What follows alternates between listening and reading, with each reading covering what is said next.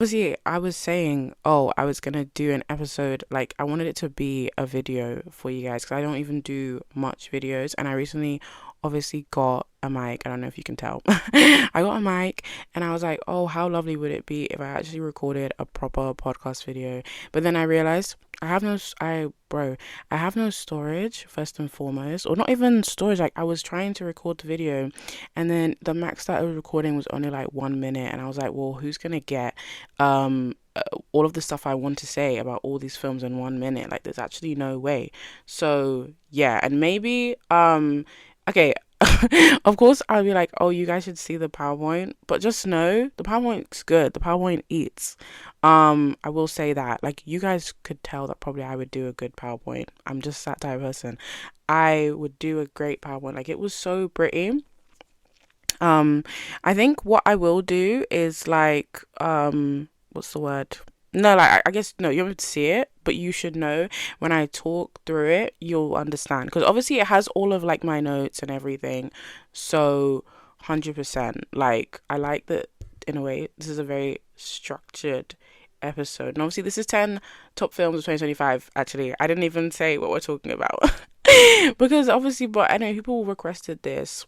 I remember on my TikTok, yes, on my TikTok account for the pod, people requested a top 10 films of 2025. I'll also be adding some honorable mentions as well. But yeah, let's get the ball rolling. And number one, we have One Battle After Another. Not a movie without Leonardo DiCaprio crying or shouting. I love the complexities of Tiana Taylor's character. Not every woman is always fit to be a parent. Not every woman is always maternal. I'll never forget the car chase scene as long as I live. I think obviously the video, I think you'll see in the clip anyway. Or if you'll see, yeah, you'll see it on Spotify actually, you'll see the podcast clip. But obviously I was saying that I really like that Chase is like a new face because I've never really seen her in anything before. Obviously we all know, yeah, Sean Penn. Like, do you know what I mean? When I saw Sean Penn, I was like, wow. Well, of course, for him to be in a role like this, and obviously Leo as well, because he's, you know, I mean, he's refined, he's a legend. So it was actually normal. I guess also like, yeah, that's what I'm saying. I said the complexities of Tiana Taylor. I really liked that she was in this film. Like, I guess you don't really see her act a lot. Like, she's been in a few films, but I feel like in this performance, like, she was very like, you know what I mean, very outstanding. Like, I guess even in terms of the people. You know, the ones, I guess, yes, the ones who are more mainstream, more Hollywood-esque, people that you see on a bit being a bit of day to day, sorry, like obviously Leo and Sean Penn, people who are legends, and also Benicio as well. So people that you already know, people who you already know a feel for, you already know what acting they're gonna bring to the table.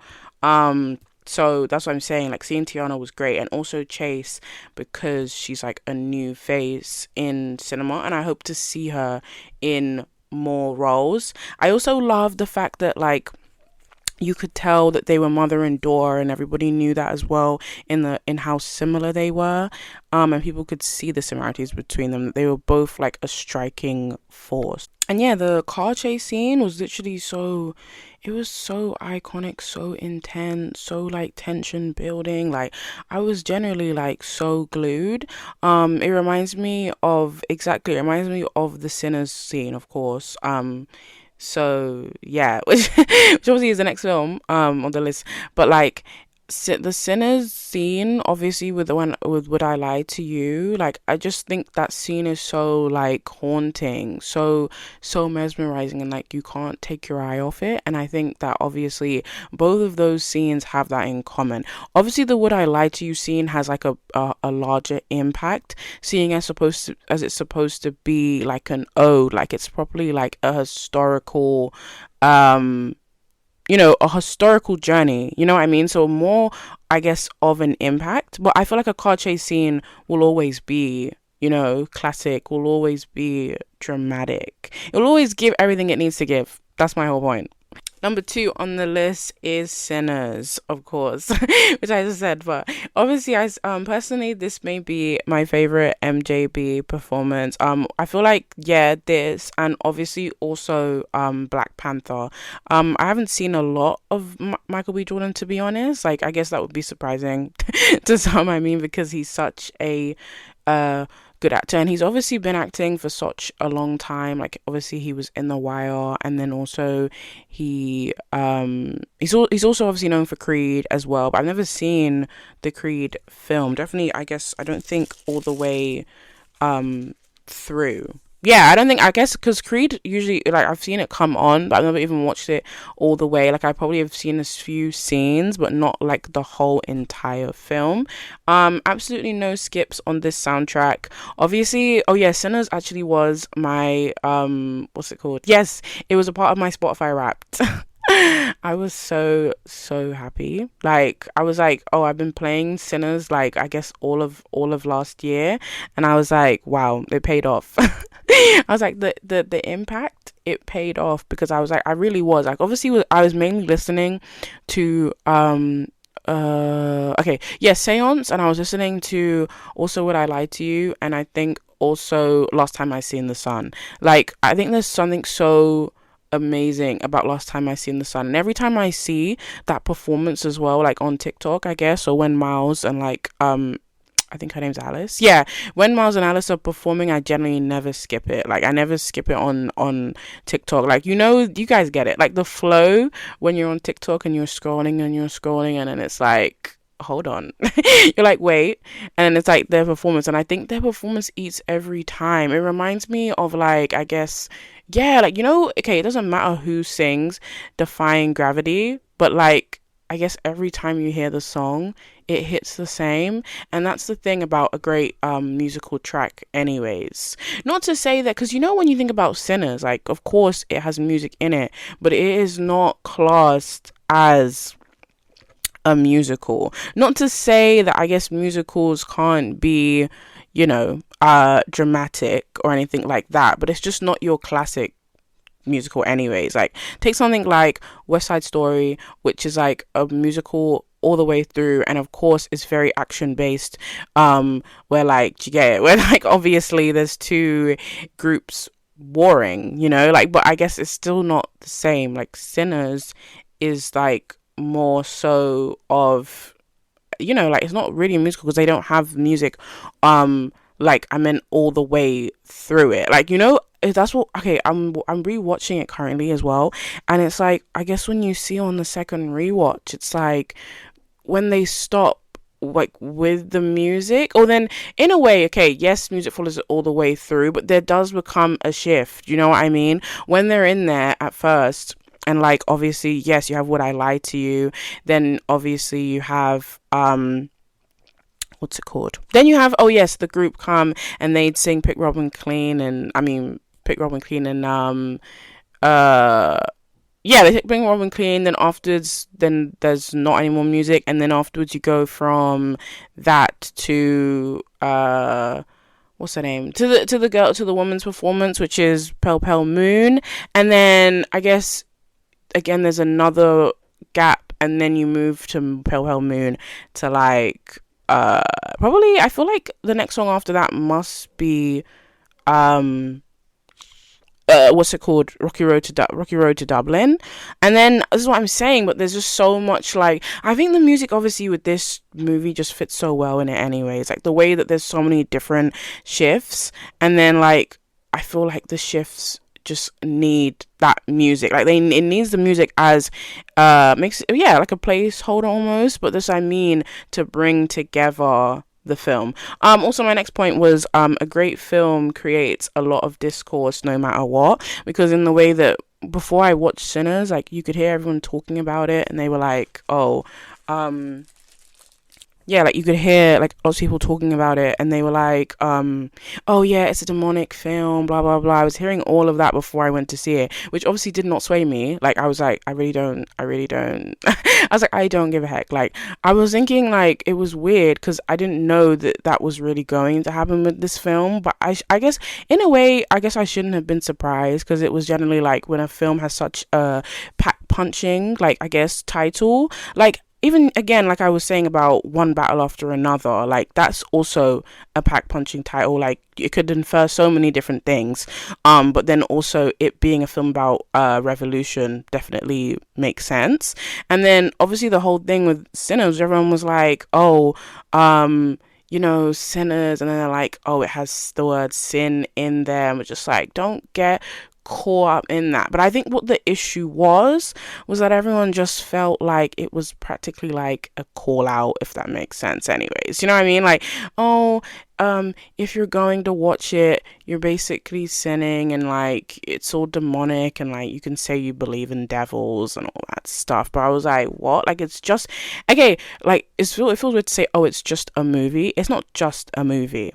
But like, is the thing is that when I saw the discourse, I was generally like, yeah, you guys are like reading too deeply in it. Do you know what I mean? Like, I guess when you watch the film, like, again, it's about vampires and like stealing music away from black people, which did happen anyways. But and so I was just like, why are we focusing on I guess the religious undertones? Like, do you know what I mean? I feel like religion is one of those things for me sometimes that always has to be like in every single conversation, and I've always find that so weird, because why can't people ever really I guess separate the two, if that makes sense? Like, I just mean a film that's called Sinners, like, you know, separate that and like look at the whole thing as well. And I guess for me, I also thought like, oh yes, it's sinning, but you also have to think about the fact that like it's supposed to be about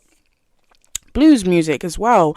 Like, think about the music aspect. Like, I was just like, what? But then again, my whole point on my PowerPoint is literally like, yes, a great film creates a lot of discourse, so that's obviously bound to happen. You know, the PowerPoint thing is really interesting to me because it makes me think, should I do a PowerPoint for every episode that I do? But then, do you know what I mean? That's me giving myself a lot of work, but the PowerPoint was honestly really fun. I can't lie to you. Like, you guys will see as this goes on, but it was generally like really, really fun. Like, I just mean creating bullet points and like thinking about what the stuff was that really stood out to me in all of these films.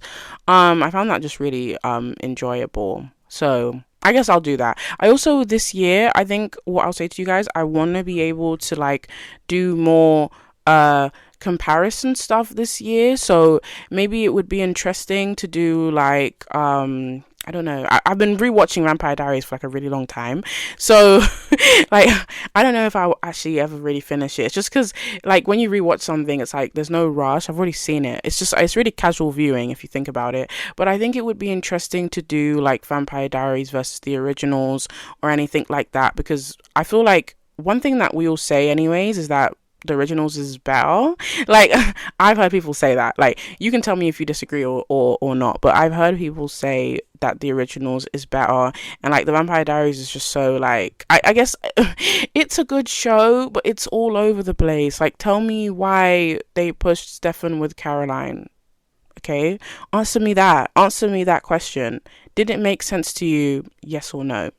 And I feel like your answer will be no, because even that's the thing, even Paul, obviously, who played Stefan, he even said like, what was that about? Do you know what I mean? Like, what even was that for? Like, it just didn't make any sense. And then yeah, you want to get Caroline with Stefan but not Klaus. Anyways, let's not get sidetracked. Like, let's not get sidetracked. I could generally talk about it, which I probably will. I just gave myself a potential idea, which is fantastic. On my second rewatch, I managed to still hate Grace because you have a child at home. No, generally, I'm not even joking. Like, as soon as I was rewatching the film, and I was probably like a few minutes in, and then obviously they get to Smoke gets to the shop, and then obviously they wave goodbye to their daughter. I was like, hello? I was like, you waved goodbye to your daughter earlier. So in that instance, like, you know what I mean? Like, in the scene later on in the film, in that instance, you didn't think about your daughter at the time. I was like, that's crazy. Like, hello? Let's have awareness. Do you know what I mean? But then I do think, it was a great thing to add in the film anyways. Like, you totally did need somebody who, I guess, yeah, would make a mistake. That's just what makes the film even better, if that makes sense. Like, you know what I mean? I was thinking, isn't it interesting that it's Mary who ends up being the one that goes out there, not anybody else? Of course, when I was watching it, it's like Mary has to go out there because she's the same skin as them. But I was just like, it would have been so interesting, I guess, if they had made it be somebody else, if that makes sense. I meant if they had had uh someone, yeah, someone black go out there. That's what I mean. But hey, that was just a little thing I was thinking about. I was like, that's really interesting. But I just mean, she was obviously saying to Stack that she was like, oh, I should go out there because they'll tell me stuff more than they'll tell any of you anything. But hey. Next on the list is No Other Choice. I won't say obviously you too much about this film, seeing as I don't even think that it's not out in the UK yet, or it's not even out. Like, generally, I think it has a late date. Like, I suppose it's supposed to be out like this month, I believe. I obviously got to watch it at BFI. Which was just really great because I'd never been to the BFI before. Like, generally, I do have to admit, in terms of like last year and like, I suppose, exploring film or being immersed in film, do you get what I mean? Obviously I have this, and then obviously I obviously was also at the film festival, so I was generally like, yeah, I was generally like, this is amazing. Like, it's surreal. It felt surreal like a lot of the time, because I was just generally like, wow, like I'm in the BFI. Like, not even to say like I've never really been to the BFI that often. Like, I even went there the other day, and it just feels really weird to go there. Like, I guess I'm not also used to it. Like, I feel like in terms of watching a film or going to the cinema, I do really like really small intimate screenings, if that makes sense. Like, the BFI is so much more on a large escape than like going to your local cinema, if that makes sense. Like, I mean, like when I also went to Cousin not too long ago, like Cousin is nice, it's cozy, but it's also, obviously, that's what I mean, it's quite more on the smaller scale, so it does really feel more homely, and also their seats always that like they stretch back as well, so I guess you're more comfortable. I was even thinking the other day, I want them to incorporate blankets, but then I was like, that might be a bit too far. Like, you know what I mean? I don't think cinemas really want to do that stuff, because it's like, I guess you should bring your own if you really want to.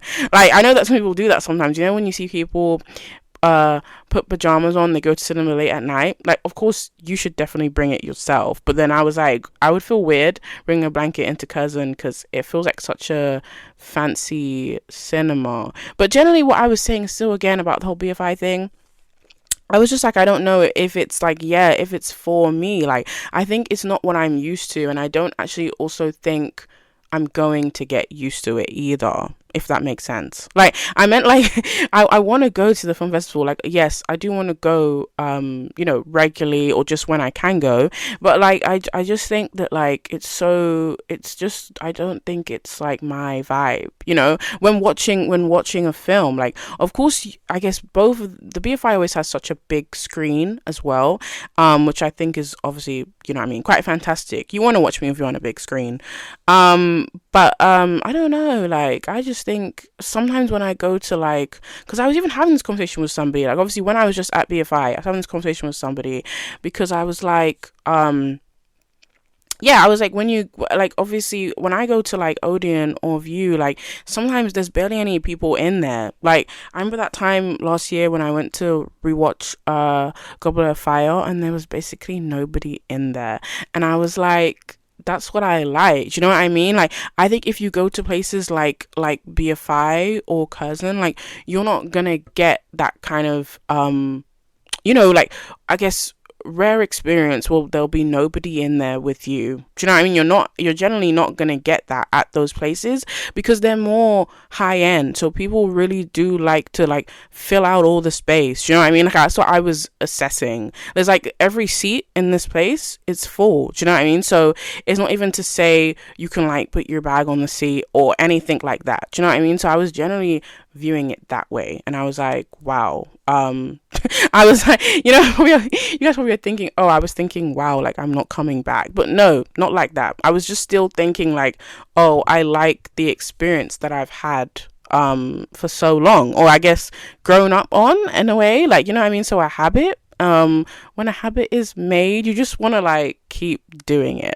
Like, I'm just like, it would feel so weird for me to generally change it up. And I think somebody was telling me that, yes, imagine if I got a BFI membership, which you can obviously get, and I think I heard that like it's around oh yeah, it's like £4 actually, like I think the under 25s. But I was generally like, I don't think that I would want to make it a regular occurrence to come here all the time. And I guess because of the points that I just said about its busyness, and about the fact that, like, you're generally always gonna be next to somebody that you don't exactly know. And maybe that's just that, maybe that's just me. And I think if we can blame anything, it could probably be introvertedness. I just mean, if there's anything to blame, to point the finger at, it's got to be that, because I don't know what else it could be. Because generally, I think it is also nice to have a cinema experience with a lot of people, but then it's also just like, it can still be a bit like overwhelming. Anyways, on to No Other Choice, because yeah, we're still at 3. What you'll do when you're pushed and at your limits. I love Park Chan-wook's storytelling and the way he's able to tell the stories that happen, like poor economic households, and what it can be like to cut back on electricity and really be so close to losing everything. Park Chan-wook and Bong Joon-ho are my favorite Korean directors, especially Bong's sentiment on getting past the subtitles thing when watching foreign films. I find that really interesting. Like, he's generally like when I was watching Bong's interviews, because I've seen a few of his interviews before, and I think when Mickey 17 came out, he was obviously doing lots of interviews then, but I just found it interesting when he really said that. It's like, I guess it's like Guillermo's whole thing about being anti-AI, you know what I mean? It's like that. It feels like obviously Bong's is basically just like, lots of people don't watch foreign films, but he does. Like, he has a very much huge love for cinema, and he doesn't really let it like limit him. But you hear a lot of people sometimes do let it like limit them, as in they don't watch like other great films just because they're in different languages. And I just think, how interesting is that? Because imagine, like, I guess constricting yourself to that. Like, obviously I feel like, in a way, I literally watch, I guess, I watch pretty much most of them. I don't really watch much, if there is one. I don't watch much I have to say, like, I guess like Bollywood films, I don't watch much of those, I guess. But I think, if in terms of just like foreign, I feel like I watch a lot of like the others. So I guess like Korean and French, and like trying to think, and also like, of course, Spanish. And because I think why I said Spanish is because I was thinking about Y Tu Mama Tambien, and how I haven't finished watching it, but I am watching it. Like, I want you guys to know that I am watching it, I just haven't finished. It's funny because if I had finished it, it might have possibly been on this list. You know what I mean? That's so crazy. But that's the funny thing. Like, I think about how last year, like, yeah, my watch list just got bigger and bigger, but it's crazy because, yeah, it got bigger and bigger, and I didn't really I didn't try to tackle it.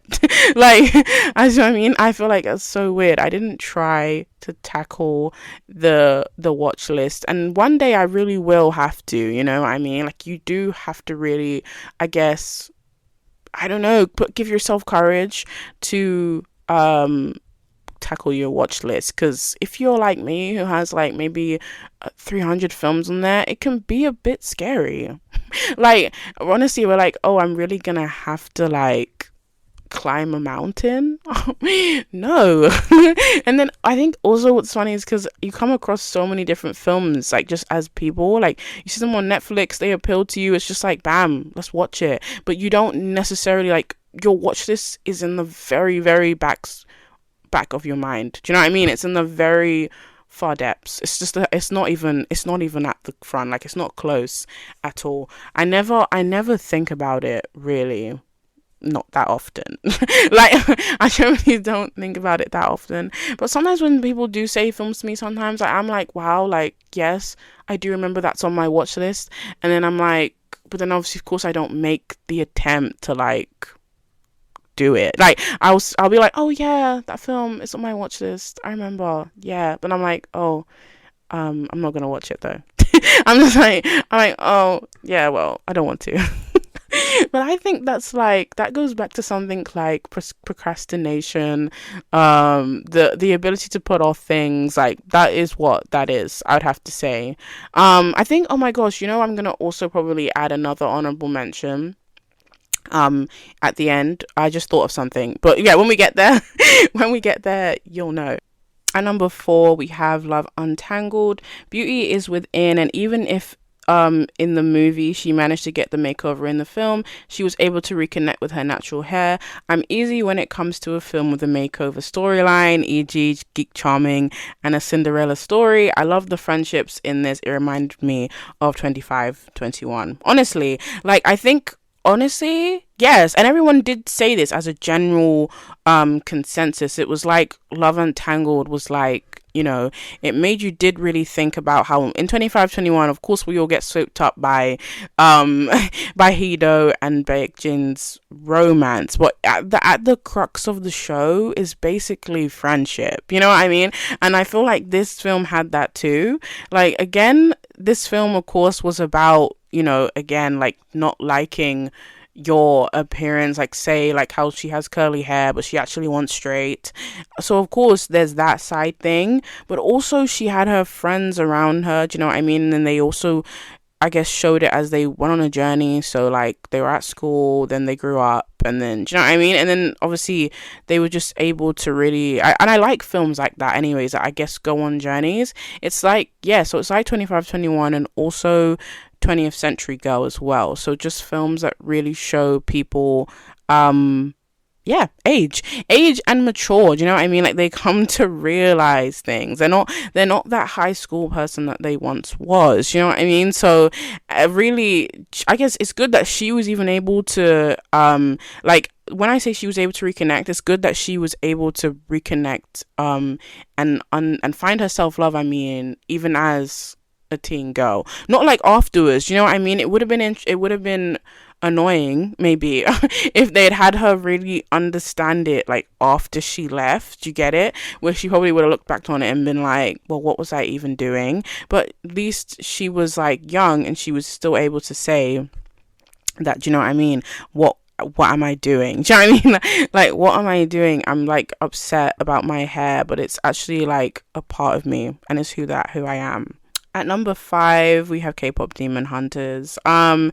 Three girls fighting against evil, my favorite trope, absolutely. I love how powerful all the lyrics in the song were, how the film became a phenomenon, a demon hunter who is part demon hunting her own kind.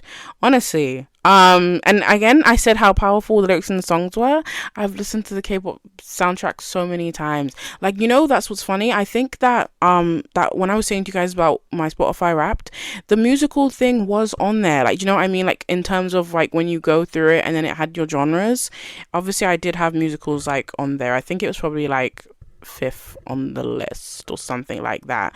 But yeah, it's obviously, I was listening to so many musical soundtracks last year, and that's what I mean. You can blame K-pop Demon Hunters and Sinners. It's their fault. Like, even though, actually, I tell a lie, because of course I listen to musicals soundtracks all of the time. Like, honestly, I say that, but I do listen to them on an average. Like, do you know what I mean? I have my musical songs playlist and I listen to it quite, like, I mean, quite a lot. So I won't lie about that. And that's fine. And I've always, when you see those funny like memes like on Instagram, and it's like people are like, oh, nobody knows what I'm listening to, and it's like, that's generally me all the time. Like, I'll be on the train, and I'm listening to the Oliver soundtrack, and I'm like, nobody knows that. Nobody knows, but I'm generally having the time of my life. Do you know what I mean? And I think I remember when I was on the DLR and I was listening to I'll be back soon. And I was like, this is really funny. But I think, honestly, yes, listen to musicals just on your daily commute, guys. There's nothing wrong with that. Even though I think I find it difficult because it's like, of course, you want to sing along. It just gets like that. I guess it's like you generally find it hard to like snap out of that, like especially when I play Wait For It as well from Hamilton. I'm like, whoa. I'm like, wait, I want to sing, and then I'm like, no, everyone's gonna look at me weird. And then also I said, oh yeah, how the film became a phenomenon. Like obviously K-pop Demon Hunters was like, I guess, yeah, it was the highest viewed even on the pod. Like I meant, like obviously I covered it, and yeah, I think it still is gaining views, and I find that really interesting. Sometimes you expect when you post something, I guess, for like, I guess the views to just like go to a halt. I mean, that's what I thought anyway, but hey, I thought that generally that's what happened, like as in you'd post something and then like it would accumulate like views over time, but I generally thought that once in a while it would just pause, but that's not really happened. Like it's generally still gaining momentum, like it's still gaining that. But the fact of the matter is that honestly, such a film that, you know, is aimed at kids, but it's generally touched a whole entire nation. You know, it has touched a whole people. Funny enough, exactly, I even showed the film to to my mom and dad. So that is, you know what I mean, that is just, I guess, when you share a film with people, actually, I think that shows how much that you love it. Like again, that like you're rewatching it and like you want them to see it, and I think you also want to see their reaction to it. Because it's generally like, yeah, like this is a film that I really love, so I'd like you to sit down and watch it, and you're gonna tell me how you feel about it at every given moment. Like every given moment, and every time you want to say something, you should. It's even when I was well, okay, no, actually, no, I watched Wicked with my mum actually last year, but the funniest thing is of course, no, it was my first time watching it, but I wanted to make the experience more interactive. So honestly, I was just like, every time a performance would happen in the film, I just had me and my mum clap, and we just applaud after every performance, and I was like, yeah, this is what we need. And I think you need that in musicals also anyways. Like that should be an actually like nation thing. Like I feel like every time a song is in a musical, everyone should stand up and applaud. and then obviously, and then sit down. Do you know what I mean? I think it reminds me exactly when you see a play at the theater, and how like when the singing performance is done, like everyone will applaud and then they'll move on to the next scene. But that's what happens, and so I think that's why we should also do that for musicals, like just like when you're watching a movie as well. Because, and generally, like, yeah, even pause the film and then rate the performance out of 10 and then move on. Like then do that, because I feel like it just feels very yeah, it just feels very like, you know, we're taking in these performances and we're just like, you know, they're actually really good. And, you know, also what interests me about K-pop Demon Hunters as well is the fact that like EJ obviously, yeah, like she sang all these songs, she like wrote all these songs. Like it's so interesting that it could just be, you know, yeah, her doing it. And I saw her in an interview when she was obviously talking about how there were so many different demos for so many different songs, like, and it's so interesting because she probably still has more out there that we haven't heard. And I was like, girl, release those, give me them, I want them. Like I need to hear them. And then I don't know, like I'm so excited, I guess, for yes, like more of K-pop Demon Hunters, like how the story will continue to flourish. Because obviously people were just like moving, like when the film ended, everyone's whole things were will Jinu come back, what's it called, what is, yeah, like what's Rumi's history, or like her background, like who is her parents, do you know what I mean? Like, 'cause obviously she's part demon, so we're like, how is she part demon? Do you know what I mean? We're like, oh, because we're like Zoe and Mira, they're not part demon, so do you know what I mean? How does that work? But anyways, and I think that's so interesting that this film did it in that way. Like they wanted to give us such a huge I guess such a huge plot line to run with, but then we just don't really have all the answers that we need. So it's just like, now you guys have to make more. You know what I mean? There's loads of things in the world that people generally don't have to make more, but like this film in particular, we said you guys need to get on that now. And if you don't, there's going to be like protests, there's going to be problems. We just know that. I literally, I don't know, my favorite song of K-pop Demon Hunters was What It Sounds Like, because I feel like, I guess it's such a powerful song anyways, because it's obviously Rumi's whole like, she's obviously, I guess, coming to terms with who she is, so that's obviously why it's so powerful. And then obviously Rumi, Zoe and Mira all reconnect, and obviously, yeah, the power of friendship. They obviously are like, oh, we can do anything together as long as we are together, and even if you know what I mean, you're part demon, we can fight through it together. And also, it's interesting because that's what I mean. Like, I say in the bullet point that she's hunting her own kind, but it's like, I guess she was trained to believe that, and then I think also she would still want to continue to be a hunter no matter what, anyways. So yeah. Okay, next on the list is that we're at number 6, which is Superman. I say they might quite possibly be the best Lois and Superman I've seen in a while. There's always so many of them, a lot of the time, and they do a lot of, I guess, like TV ones. But I have to say that, yeah, they convinced me. They had me, especially seeing as I liked the scene, I guess, when Lois was like interviewing Superman, and she was trying to, like, I guess she was asking him why is it that he decides to like save people. Like, she was saying like, oh, why would you go and do that, and then you wouldn't be given the okay? And he was like, well, I'm trying to save people. And it was just like, you know what I mean, it was a whole thing. But I really did like that scene. And then especially also, I guess, at the end, when obviously when he obviously like flies in the air and he's holding her, and then, because I'm a punk rocker, yes I am, and yes, that's in my notes.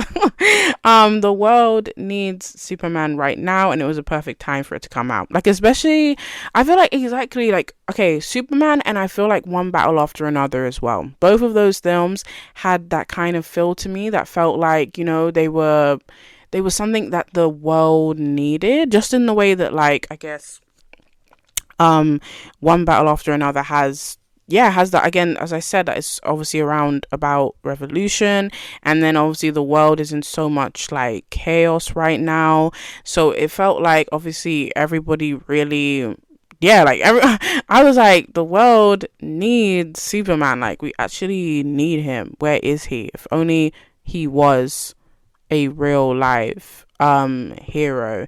And I think obviously, yeah, that was really nice when I mean, the scene where obviously the kids had the Superman flag and everything, and you know what I mean. So I guess it's like, I guess, having that figure, having that role model to look up to, which, you know, is interesting, because I don't feel like I don't feel like society has that. Do you know what I mean? Society has so many figures, and a lot of the time they're all just like bad people, people that you can't look up to. I guess when I say that, isn't that, we just think like politicians, all these people who like have the ability to run the world, but like they don't run the world in like the best way. They don't like to, like, you know, give aid, all these normal things that you would expect would be natural, like human rights, like natural given things. But you know what I mean, that's besides the point. Like, it's actually very, very strange. But yes, I just felt very, I guess, inspired by Superman. And yes, and definitely, like I'm saying, Superman and One Battle After Another, I just mean both of them, I feel, are in the same like league. I would say obviously One Battle After Another is better than Superman, but I just mean they both have this message. Do you know what I mean? They have this very strong and powerful message. At number 7, we have Wall to War, which obviously is like, hold on, yes, the second Korean film on this list. I never knew the film would end like that. A man who lives in an apartment complex and goes crazy from a noise disturbance. It was unpredictable because while watching, I just thought he'd end up moving out, or the disturbance would be in his, or would be in his head.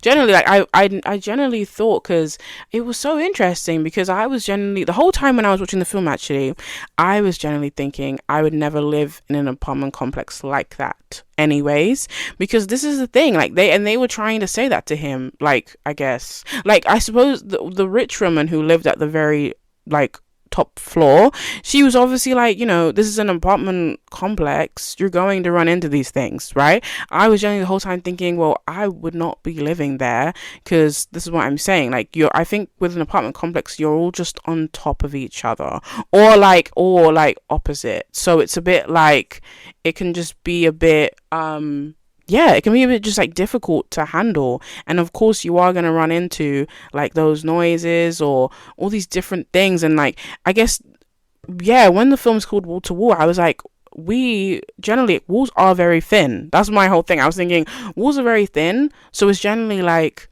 you're just going to hear noise all the time. And you generally get that. This is the thing. I was like, you generally get that even in places that aren't apartment complexes. You know what I mean? You get that when you're just in your house and you have neighbors. It's just a part of life.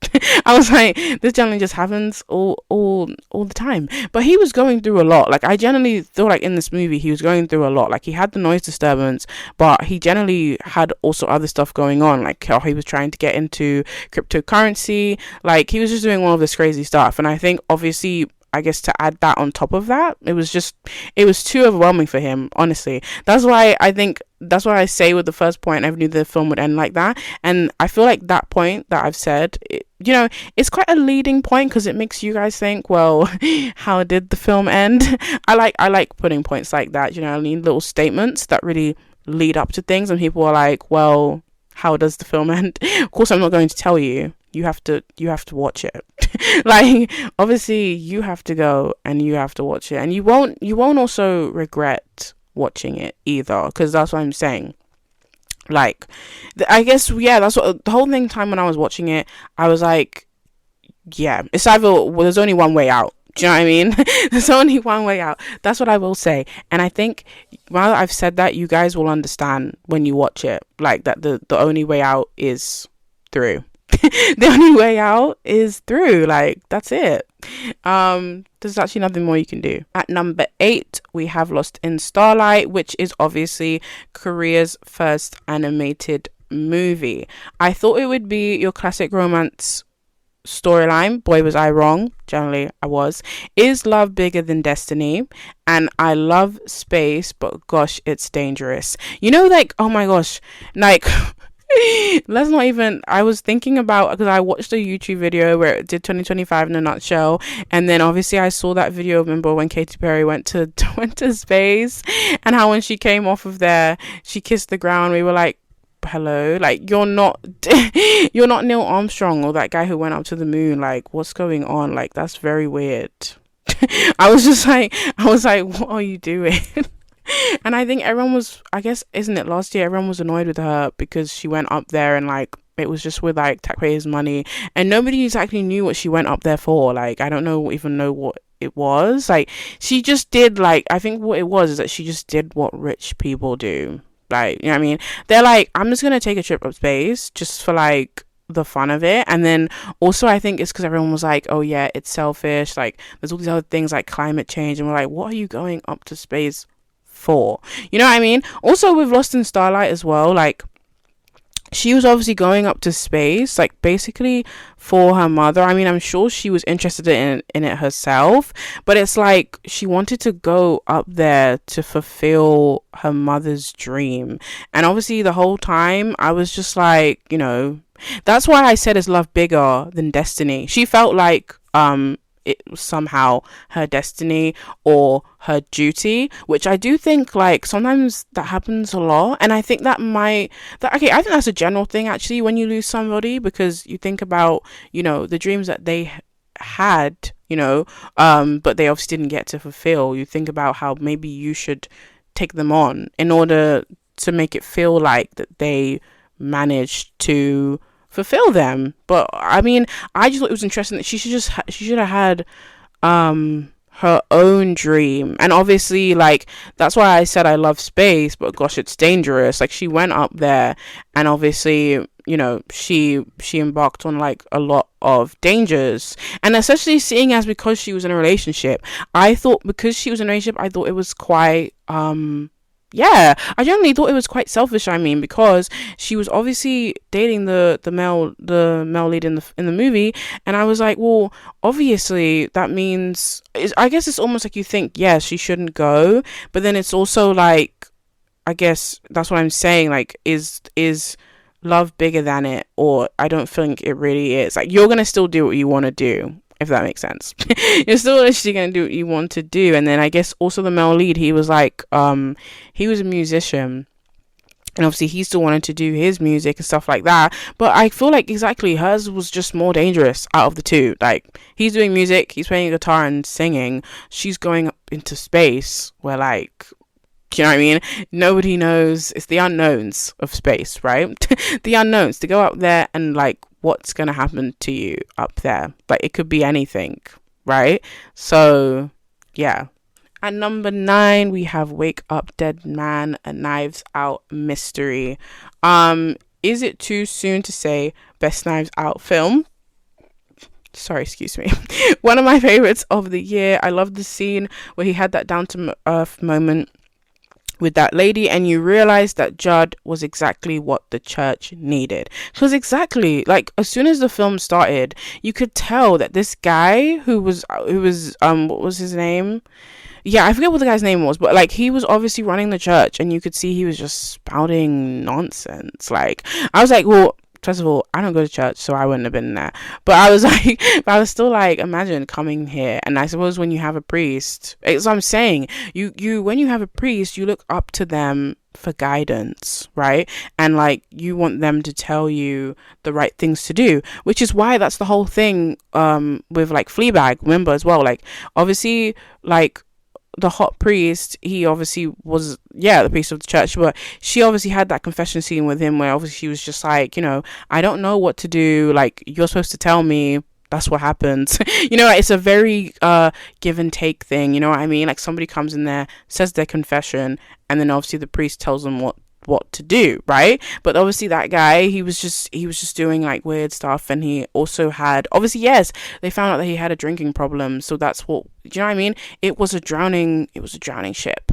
So you know, Judd came in there, and he saved it. You know, he saved it, even though it was on the brink of drowning. It was so close. And I think, I think in my written review, like when I did a written review for for the top 20, the top 10 films, because obviously I wrote something, and then obviously I'm doing this episode as well. But when I was writing my review, I was saying how I knew that it was Agatha, because I was like, she had a vibe about her, and I just thought, I was just like, but it was surprising to me, because that's what I'm saying, I don't think I ever really solved them before. Like, everyone was saying how they felt like it was this movie in general it was a very impossible crime. Like, all the others I don't think were all that like impossible, but everyone said that this one in particular was, and you could obviously see that like Blanc was struggling. But I obviously, exactly, I knew who the killer was, like very soon into the film, and I was like, wow, like I'd never really I think I'd never really guessed it before. So that's why it really surprised me. But then I think, of course, when I just looked at Agatha and I thought, you know, it's not to say like, oh, when someone's too religious, like that's a bad thing, but you think about when someone's that religious, like, you know, it's a bit like, oh, what would they do? Like, you know what I mean? What desperate measures would they take in order for their religion? You know, you just think to yourself, what would they do for the church? And like, what does it actually mean to them? Like, but in the way that like they could probably do something evil for the sake of good. If that makes sense. Like, that's what I mean. That's what I was thinking about her. And and I think in my review I was like, when I saw her with her little, when she was young, and her pink I mean her pink, with her pigtails, I was like, yeah, like that's a, like, that's an evil child. And when she was telling the story in it about meeting about that woman, or talking to that woman, and I was like, you're making this woman like the protagonist in the story, or I mean, no, the antagonist actually. And I was like, well, actually, it sounds like from your story that it's probably you. I was like, because I was like, oh, she was just making that woman seem really evil, but I was just like, you whispered something in her ear, so, and it looked like something mean. Like, that's what I mean. It seemed very mean. And I think obviously in my head I was like, it looked like you probably deserved her I feel like you deserved her beating you up. That's what I mean. It looked like her reaction was valid. So that's what I mean. If you're taunting somebody, then, do you know what I mean? If whatever happens to you, it's just like, it's literally just your own. You didn't have to say anything. This is my whole thing. You didn't have to say anything. At number 10, we have Bridget Jones, Mad About the Boy. Obviously, I think what I was saying when I did my written review was that I wanted people to know that, like, of course, this is like my top 10, but it's to say that if it's low down, that means it's bad. But it's just like, it was like a favorites list. Do you know what I mean? I really enjoyed Bridget Jones, Mad at the Boy, but obviously I would say that that's why it's at 10, because because all the other ones before it, do you know what I mean? All the other ones before it were way better. And I also had like higher expectations for this film. Like when I watched it in the cinema, I was like, in a way, it was like I was writing my own ending. And obviously it just didn't go the way I thought it was gonna go. And I was like, and it's not to say that, yeah, like, of course that can be annoying, but I generally just thought that it was going to go a different way. I think what I ended up thinking when I left was that, yeah, I thought she just fell in love with Mark twice, if that made sense, but in a different font. So in a different font, in a different body, but it's like the same person. Yeah, it's the same. It's a different person, same type. Well, yeah, or same preference. So like how the guy was obviously a teacher, or he was her kid's teacher, and like obviously he just seemed to me like very like stern and everything. And then that's what I'm saying. Like the Mad About the Boy film was just a same retelling, same spewing of like all of the Bridget Jones films before it. Do you know what I mean? So when it was Bridget and Mark and Daniel, this film was basically just a rehashing of that again. Just this time she had children. Do you know what I mean? So that was what it was. That's what I'm saying to you guys. That was literally what the film was. And obviously it gave me all of those, those normal feelings, like what a Bridget film is about, like what it makes you feel. Like she's literally not a perfect woman. Do you know what I mean? She has flaws. We love that. Do you know what I mean? We don't want you know what I mean? We don't just want the perfect woman thrown at us all the time. Do you know what I mean? Where she has no imperfections, like she's just outstanding. But like that's what's so great about Bridget as a character. So obviously, like that's what I'm saying. Like the film was like, semi decent, but I was generally just like, yeah. And then also, I guess the other side thing was also that, of course, it had grief incorporated in it as well, which obviously made it have that bit more like, yeah, a bit more of an edge and a bit more seriousness in the film than like I guess any of the others would really have, because all of the other Bridget films, I guess, were a lot of the times where you would just see Bridget have insecurities about who she is as a person. That's usually what it was over those span. But obviously I feel like this one obviously had the grief thing, and I was like, well, that's really interesting. Obviously, oh yeah, I basically summed up my notes, but it says again, I keep saying it, but when a woman rejects children and motherhood, she just seems relatable to me. Honest truth. That was obviously what I was saying to you guys about One Battle After Another. Like I was generally just like this. I was like, yeah. I was just like, it's like when this woman, like, she pops out a child, she's in that much agony, but the baby comes out, she's just like, well, yeah. She's just like, well, yeah, you're a baby. I just had you, you're mine, but do you know what I mean? Like, we don't know you. it's like the mindset people say, yeah, have them kids, but we're like, wow, like, yeah, you're just a baby, like, whatever.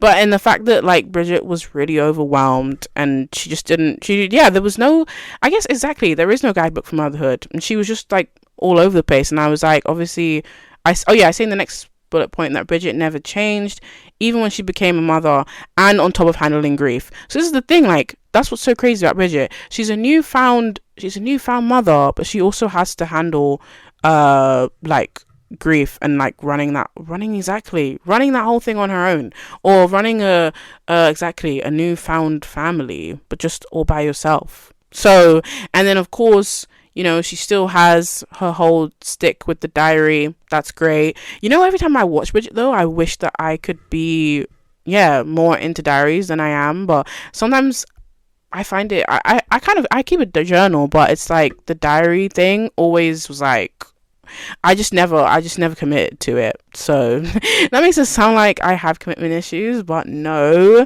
I think the whole diary thing was just like, I think it's easier to do a diary, I guess, actually, when you're Bridget's age, actually, because I had a diary when I was really young, and it's like I found it really hard to like write in it every single day. I think I really did, and I think that's also the perks, actually, anyways, of childhood.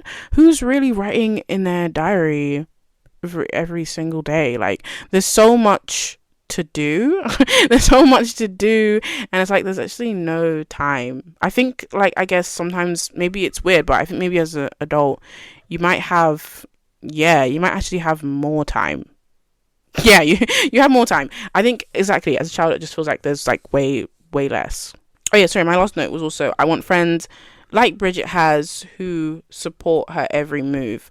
Like, I think it's interesting that, she's now older and she still has the same people around her. Do you know what I mean? It's so interesting, but the fact of the matter is that I feel like maybe that's not, excuse me, I don't feel like that's that realistic if you think about it, because people don't, I think it's interesting because when you think about friendships, not like people generally do have the same friendships all throughout their life, like you generally like evolve, you change, all this type of stuff. So I think maybe on that component, maybe it's like, I feel like sometimes, it would have been interesting if, I guess, she did have that kind of component in the storyline of where, she did end up, having new friends, a whole new set of faces. It's a bit like, I think it reminded me of, like, obviously with The Summer I Turned Pretty, and how Belly went to Paris.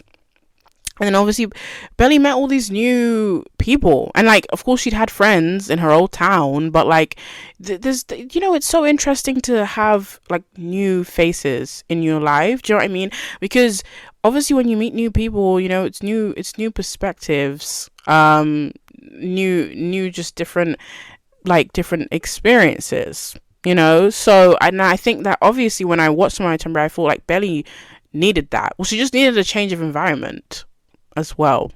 I mean, of course, we won't even dive into that. Of course she left, and like because she was fleeing, but I just mean, again, I still think the whole like new thing, do you know what I mean, they should have probably showed that. But like, I think obviously, like, when I say about the support thing, of course you just want supportive friends just in general.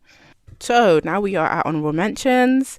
The two honorable mentions is The Cat Returns, which was in 2002. I did my episode on that also, which is obviously why I won't dive into it too much. But obviously, good news. Which came out last year.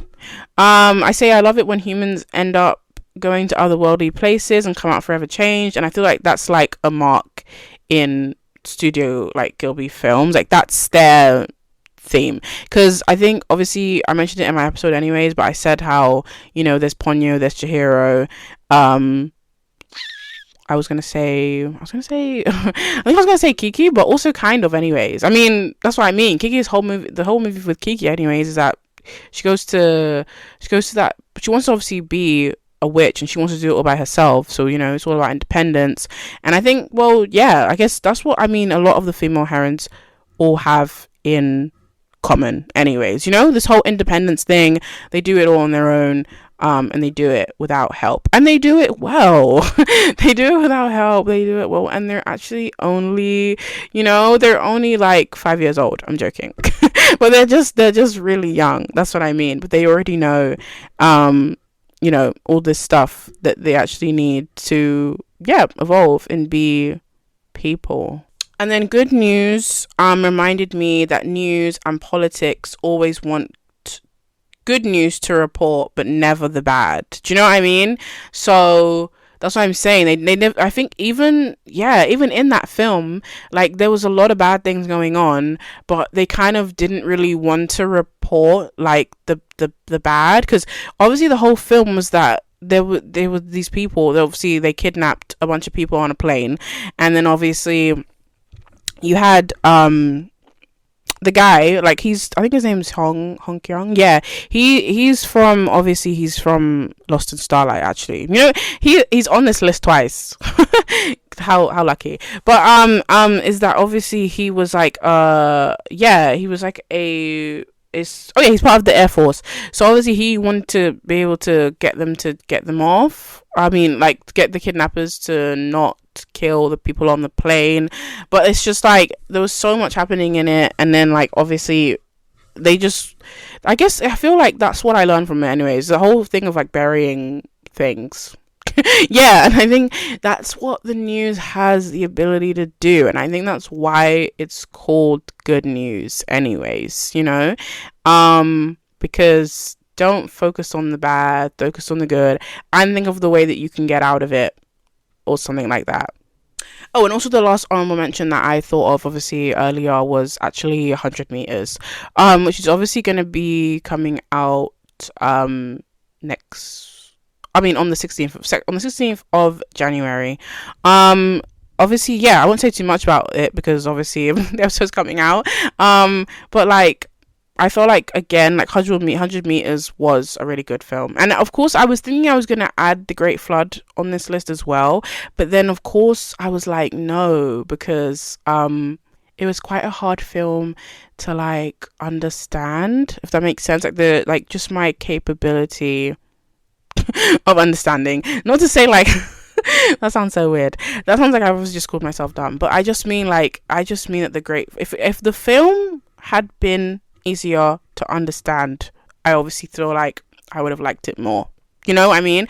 Of course, I do think like a lot of the things that was put into this film like was actually outstanding. Like the idea that like, all the flood scenes, like they were all green screen, and I was like, damn, like this is a really exceptional film. But I think what everyone has said exactly, and I think I saw it even in a list where it was like worst sci-fi films of 2025. So I was like, obviously I wouldn't say, I mean, this is what I mean, I wouldn't say it was the worst.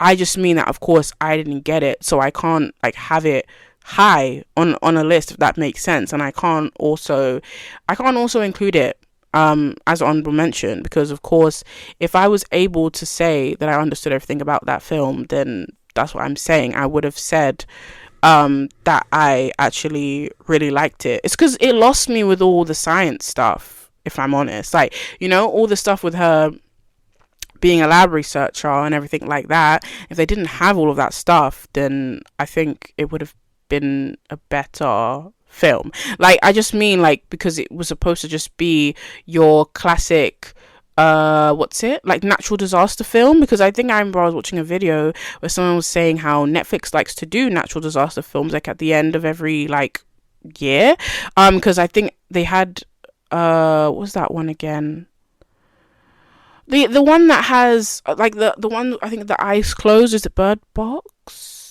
Yeah, no, I think it was Bird Box. So I think like they've done it quite a lot over the years, but like obviously this just wasn't your classic natural disaster film. So this was the whole thing. Like it could have been that, but it wasn't that at all. Like I was just so confused. And then like of course he wasn't even her child. Like he was her child, but like he wasn't actually hers. Like he was artificially like made. Like obviously he was actually like a robot in a way. He was made in a lab, so like the film was just like, it just had a lot going on. And I think obviously my favorite scene in the whole film though was when the elderly couple were like feeding each other, and it was before the waves was about to hit them. I thought that was really nice, but I just mean they could have had more scenes like that, in a way, if you think about it, you know, not to like get us lost in that whole simulation sequence thing where it was just like, what? I was like, are you guys trying to be Inception or something? Because if you are, you're not doing a good job. Like, you know, like when you think of like exactly like that whole sequence thing and like dreams, and that's all great. Like, I love that. Like, you know, one of my favorite dream sequence films is Paprika, but it's like what are we like? I was like, this isn't working, and they also didn't explain it in a good way as well. It was a bit rushed. Like, the explanations was all a bit rushed, and it was a bit hard to like follow the story. And this is the thing, I even went back to rewatch it again, but then I haven't finished rewatching the whole movie. But that, I guess, it's interesting to rewatch films. Yes, I agree.